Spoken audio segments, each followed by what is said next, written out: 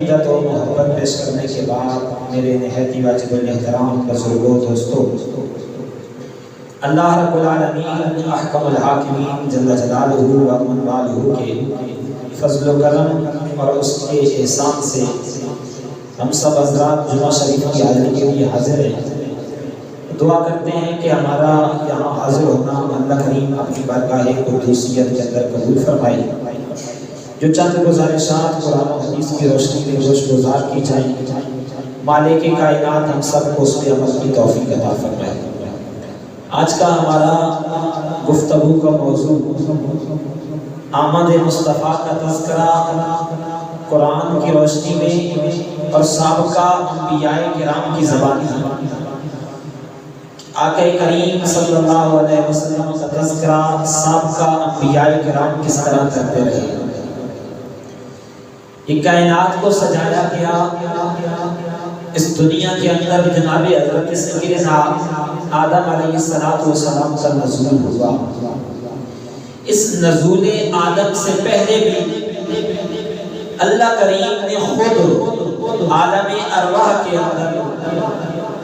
پاک روحوں کو اکٹھا فرمایا۔ یوں سمجھیے کہ محفل میلاد مصطفیٰ کا تذکرہ عالم ارواح کے اندر خود رب ذوالجلال نے انعقاد فرمایا۔ وہاں آنے والے کوئی ہماری جیسی ہماری روحیں نہیں تھی، بلکہ پاکیزہ روحیں تھی۔ انبیاء کرام، جملہ انبیاء کرام 1,24,000 کی روحیں مبارکہ تھی، اور خطاب کرنے والی ذات اقدس کوئی عام نہیں تھی، بلکہ وہ مالک کائنات، خالق کائنات تھا جو ساری کائنات کا مالک تھا۔ مالک کائنات وہاں عالم ارواح کے اندر جملہ انبیاء کرام کو اکٹھا فرما کے، ان کی روحوں کو اکٹھا فرما کے خطاب ارشاد فرماتا ہے۔ فرمایا وَإِذْ أَخَذَ اللَّهُ مِيثَاقَ النَّبِيِّينَ لَمَا آتَيْتُكُم مِّن كِتَابٍ وَحِكْمَةٍ، میں رب ذوالجلال وَإِذْ أَخَذَ اللَّهُ وعدہ دیتا ہوں میثاق النبیین، جملہ تمام انبیاء کرام سے، کوئی ایک نہیں ہے۔ میثاق النبیین جتنے بھی انبیاء کرام کی ارواح مقدسہ ہیں، یہ دنیا نہیں تھی، عالم ارواح تھا، ساری پاک روحیں نفوس قدسیہ موجود تھے۔ اللہ فرماتا ہے وَإِذْ أَخَذَ اللَّهُ مِيثَاقَ النَّبِيِّينَ لَمَا آتَيْتُكُم مِّن كِتَابٍ وَحِكْمَةٍ، جب تمہارے پاس آ جائے کتاب وحکمت، اور حکمت کی ساری باتیں تمہارے پاس پہنچائیں، ثُمَّ جَاءَكُمْ رَسُولٌ، تم خود بھی نبی ہو، کام تمہارا میری کتاب کا تذکرے کرنا، میری حکمت کی دی ہوئی باتوں کو لوگوں تک پہنچانا ہے، لیکن اس کے باوجود ثم جاءکم رسول، پھر میرا وہ محبتوں والا، وہ عزتوں والا، وہ شانوں والا، وہ عظمتوں والا رسول آ جائے، مصدقا لما معکم، تم میں سے اگر کوئی بھی وہاں دنیا کے اندر موجود ہو، مصدقا لما معکم، تم سب نے اس کی تصدیق کرنی ہے، تم سب نے اس کے تذکرے کرنے ہیں، تم سب نے اس کے ترانے گانے ہیں، تم سب نے اس کی رفعتوں کی جو ہے وہ نعتیں سنانی ہیں۔ مصدقا لما معکم، صرف ترانے نہیں پڑھنے، صرف باتیں نہیں کرنی ہیں، کیا کرنا ہے؟ فرمایا لَتُؤْمِنُنَّ بِهِ، اگر تم میں سے کوئی وہاں موجود ہو، لَتُؤْمِنُنَّ بِهِ، اس کی ذات پہ ایمان بھی لانا ہے، پھر اپنی نبوت کو چھوڑ دینا ہے، پھر اپنی رسالت کے تذکرے نہیں کرنے، بلکہ امتی بن کے اس کا کلمہ پڑھنا۔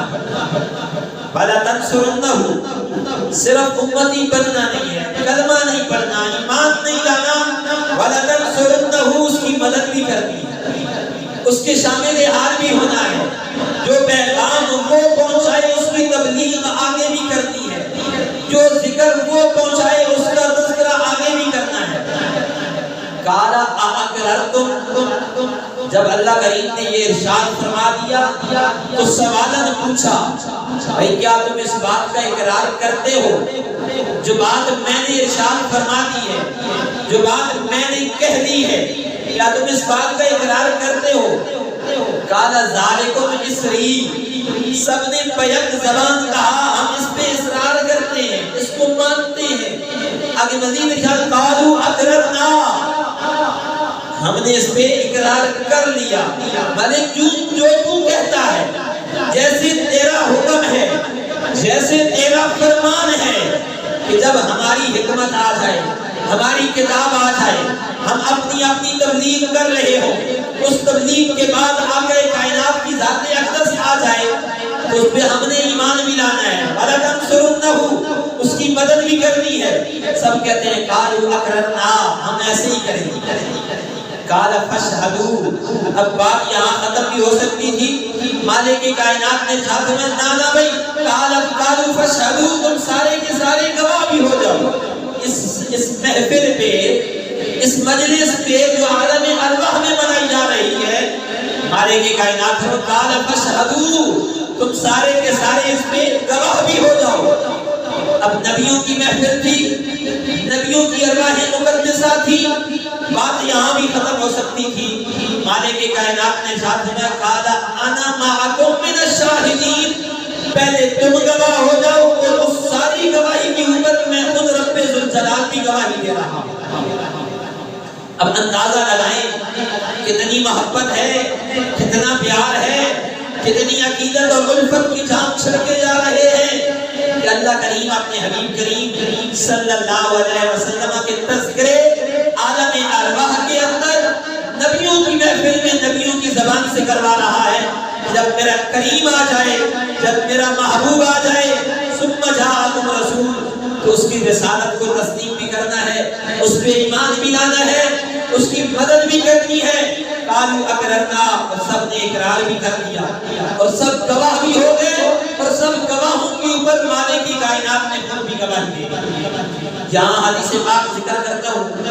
حضرت سیدنا علی المرتضیٰ شیر خدا رضی اللہ تعالی عنہ اور جناب حضرت ابن عباس رضی اللہ تعالی عنہ اس حدیث پاک کے راوی ہیں کہ آقا کریم سید الاولاد صلی اللہ علیہ وسلم نے ارشاد فرمایا کہ جب بھی دنیا کے اندر کوئی نبی تشریف لے کے آتا تو اس نبی سے رب ذوالجلال وعدہ لیتا، پختہ عہد لیتا کہ جو میں نے تمہیں کتاب عطا کی ہے اس کتاب کا بھی تذکرہ کرنا ہے، جو حکمت کی باتیں دی گئی ہیں ان حکمت کی باتوں کو بھی لوگوں تک پہنچانا ہے، اور اس کے ساتھ ساتھ اپنی امت کو، اپنے کلمہ پڑھنے والوں کو حضور علیہ السلام کی آمد کے تذکرے بھی سنانے ہیں، صفات کمالیہ بھی بتانی ہے، اور حضور علیہ السلام کی آمد کی خوشخبریاں سارے نبیوں نے سنانی ہیں۔ اور آگے فرماتے ہیں سیدنا حضرت ابن عباس رضی اللہ تعالی عنہ کہ جتنے بھی انبیاء کرام تشریف لاتے رہے، جتنے بھی انبیاء کرام دنیا کے اندر تشریف لے کے آئے، سارے انبیاء کرام اپنی امتوں کو حضور علیہ السلام کی آمد کی خوشخبریاں سناتے رہے، دیتے رہے، بتاتے رہے کہ لوگوں ہم جانے والے ہیں، ہم یہ دنیا چھوڑ جائیں گے، لیکن ہمارے بعد ایک ایسا عظمتوں والا آنے والا ہے، ایسا برکتوں والا آنے والا ہے جس کی عظمتوں کا تذکرہ کوئی نہیں کر سکے گا، اس کی عظمتوں کا چرچا مالک کی کائنات آسمان دنیا میں فرماتا ہے۔ یہ ہمارے کلمات کا کائنات ہے۔ جناب حضرت سیدنا عیسیٰ علیہ السلام، آپ نے میرے کلمات کا کائنات کی آمد کا تذکرہ بڑے خوبصورت انداز میں کیا۔ فرماتے ہیں وَإِذْ قَالَ عِيسَى ابْنُ مَرْيَمَ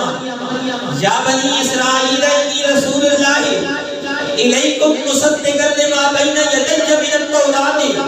وَمُبَشِّرًا بِرَسُولٍ يَأْتِي مِن بَعْدِي اسْمُهُ أَحْمَدُ۔ جناب حضرت سیدنا عیسیٰ علیہ السلام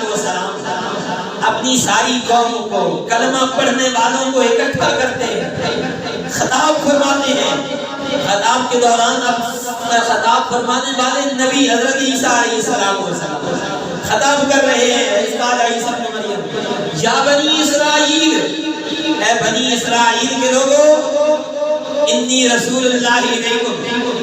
میں تمہاری طرف اللہ کا رسول ہوں، مصدقا لما بین یدی من التوراۃ، اور میں اس کی تصدیق کرنے والا ہوں جو تورات تمہارے پاس موجود ہے۔ اور اس کے ساتھ ساتھ ایک اور بڑی مزے کی بات بتانے جا رہا ہوں، بڑی خوبصورت، بڑی خوشخبری والی، بڑی عظمتوں والی بات بتانے جا رہا ہوں۔ حضرت عیسیٰ قرآن کا اس کے اندر ذکر موجود ہے 28 بقرہ۔ عیسیٰ علیہ السلام کہتے ہیں وَمُبَشِّرًا بِرَسُولٍ يَأْتِي مِن بَعْدِ اسْمُهُ أَحْمَدُ، میں تمہیں خوشخبری سنانے والا ہوں، میں تمہیں بشارت دینے والا ہوں۔ اور بھائی کس بات کی خوشخبری ہے؟ یاتی من بعد اسمہ احمد،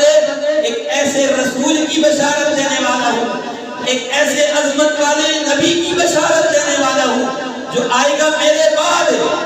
لیکن اس کا نام اسم احمد ہوگا۔ یاتی من بعد اسمہ احمد، اس کا نام نامی، اسم گرامی، محبتوں والا ہوگا، جیسے احمد کے نام سے یاد کیا جائے گا۔ اس کو اللہ کریم نے قرآن مجید کا ایسا بنایا، قرآن مجید کے اندر اب قیامت تک جتنے لوگ قرآن پڑھتے رہیں گے،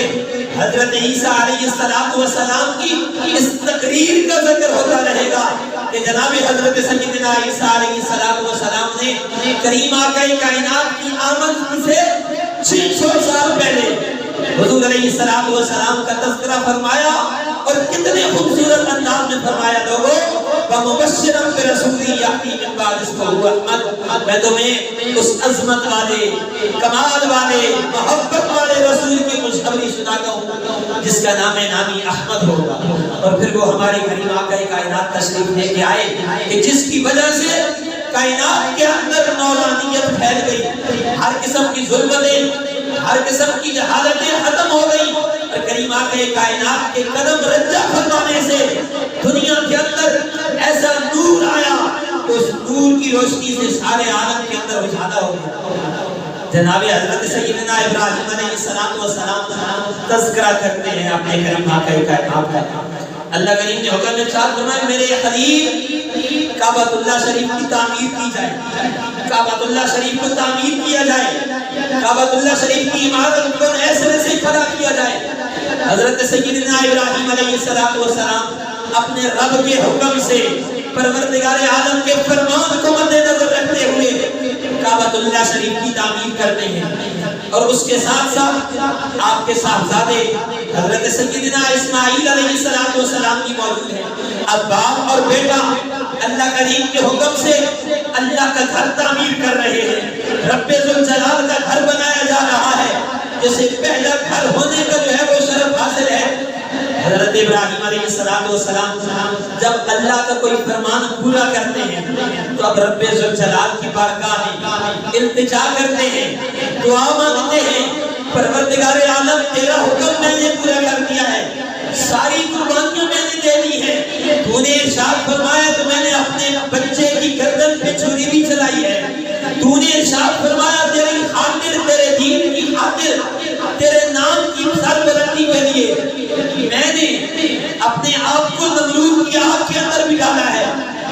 پروردگار عالم میں نے اپنے گھر کو بھی چھوڑا ہے، پروردگار اب تیرے لیے میں نے تیرا گھر بھی تعمیر کر دیا ہے، پروردگار اب یہ گھر بھی تعمیر ہو چکا ہے،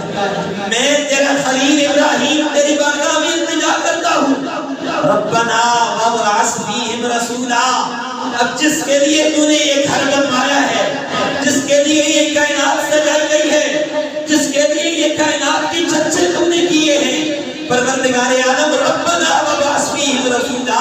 اپنی عظمتوں والا، اپنی شانوں والا، اپنا کرم نوازیوں والا، وہ محبتوں اور الفتوں والا رسول اس کے اندر آپ مبعوث فرما دیں۔ ربنا وابعث فیہم رسولا، وہ رسول کیا کرے گا؟ یتلو علیہم آیاتک، تیری آیتوں کی تلاوت کرے گا، ویعلمہم الکتاب، تیری بھیجی ہوئی کتاب کی تعلیم دے گا، ویزکیہم، ان کے دلوں کے اندر جو نفرتیں ہیں، ان کے دلوں کے اندر جو کدورتیں ہیں، ان کے دلوں کے اندر جو بغض اور حسد کی آگ بھڑک رہی ہے، ویزکیہم، ایک ایک پہ نگاہ ڈالے گا، پروردگار عالم اس نگاہ کے صدقے سب کی صفائیاں اور پاکیزگیاں عطا فرمائے گا۔ وَيُزَكِّيهِمْ، اس رسول کا کام یہ ہوگا وہ پاکیزگیاں عطا فرمائے گا۔ وَيُعَلِّمُهُمُ الْكِتَابَ وَالْحِكْمَةَ وَيُزَكِّيهِمْ إِنَّكَ أَنْتَ الْعَزِيزُ